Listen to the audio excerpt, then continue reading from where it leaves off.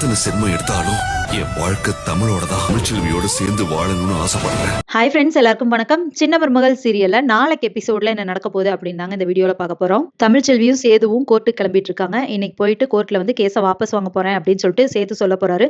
அதுக்கு தமிழ்ச்செல்வி என்ன பதில் சொல்ல போறாங்க அப்படின்னு சொல்லிட்டு லாயர் கேட்டதுக்கு நான் அங்க வந்து சொல்றேன் அப்படின்னு சொல்லிட்டாங்க. ஸோ சேது வந்துட்டு அவங்க என்ன சொல்ல போறாங்க அப்படின்னு சொல்லிட்டு எக்ஸ்பெக்ட் பண்ணிட்டு இருக்காரு. இப்படி அவங்க ரெண்டு பேரும் கிளம்பிட்டு இருக்கும்போது தமிழ்ச்செல்வியோட அம்மாவும் அப்பா வராங்க. அப்ப தமிழ்ச்செல்வியோட அம்மா வந்துட்டு நான் தமிழ் கிட்ட தனியா பேசணும் அப்படின்னு சொல்லிட்டு அவங்க கிட்ட பேசுறாங்க.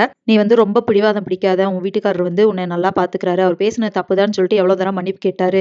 அது மட்டும் இல்லாம நீ அடிக்கடி சொல்வே இல்லையா, நல்லா படிக்கணும், படிச்சோம்னா தான் நம்ம சுயமரியாதையோட இருக்க முடியும் அப்படின்னு சொல்லி என்ன சொல்லுவே இல்லையா. இப்போ உன்னை வந்து படிக்கிற அளவுக்கு அவர் தானே கொண்டு வந்திருக்காரு. இப்ப நீ படிக்கிறதுக்கு காரணமும் அவர் தானே. அதனால கொஞ்சம் யோசிச்சு பாரு, அவசரப்பட்டு நீ ரொம்ப பிடிவாதம் பிடிச்சு தேவையில்லாம எதுவும் பேசாத அப்படின்னு அவங்க அம்மா சொல்லி கூட்டிட்டு போறாங்க. அதுக்கப்புறமா கோர்ட்டுக்கு போறாங்க. அங்க போயிட்டு சேது சொல்றாரு, என் வைஃப் கூட நான் சேர்ந்து வாழணும்னு ஆசைப்படுறேன், அதனால நான் கேஸை வாபஸ் வாங்கிடலான்னு முடிவு பண்ணிட்டேன் அப்படின்னு சொல்றாரு.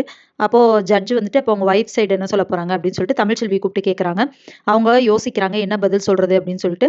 அதுக்கப்புறமா இல்ல நான் சேர்ந்து வாழ்றேன்னா அவங்க சொல்லல, நீங்க தான் 6 மாசம் டைம் கொடுத்துருக்கீங்க தானே, இப்போ 3 மாசம் தானே முடிஞ்சிருக்கு, இன்னும் 3 மாசம் இருக்கு தானே, முடியட்டும், அதுக்கப்புறமா நான் யோசிச்சு சொல்றேன் அப்படின்னு சொல்லிடுறாங்க.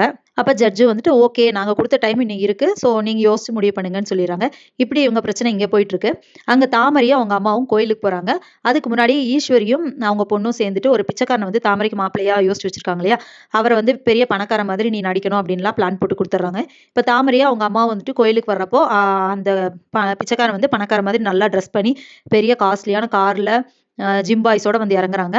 அப்படி இறங்கும்போது தமிழ்ச்செல்வி தாமரை இருக்காங்களே அவங்களோட ஷால் போயிட்டு அவங்க மேல படுது. அப்போ அவரும் பாக்குறாரு. ஸோ இவங்க வந்து லவ் பண்ற மாதிரி ஒரு சீன் கிரியேட் பண்றாங்க. ஆக்சுவலா அவங்க பிச்சைக்காரங்க அப்படிங்கிறது தாமரைக்கு அவங்க அம்மாக்கெல்லாம் தெரியாது, நல்லா வசதியானவங்க அப்படிங்கிற மாதிரி இவங்க ஒரு பக்கம் யோசிச்சு வச்சிருக்காங்க. ஸோ எப்படியாவது இந்த பொண்ணை கல்யாணம் பண்ணி இந்த ஃபேமிலியில செட்டில் ஆயிட்டோம்னா நமக்கு 3 வேளை சாப்பாடு கிடைக்கும் அப்படின்னு சொல்லிட்டு அந்த பிச்சைக்காரன் பிளான் பண்ணியிருக்கான். ஸோ இதுக்கப்புறம் என்ன நடக்க போகுது அப்படிங்கிறத இனி வர வீடியோல ஒன்னொன்னா பார்க்கலாம் ஃப்ரெண்ட்ஸ். அது வரைக்கும் வெயிட் பண்ணுங்க. நன்றி, வணக்கம்.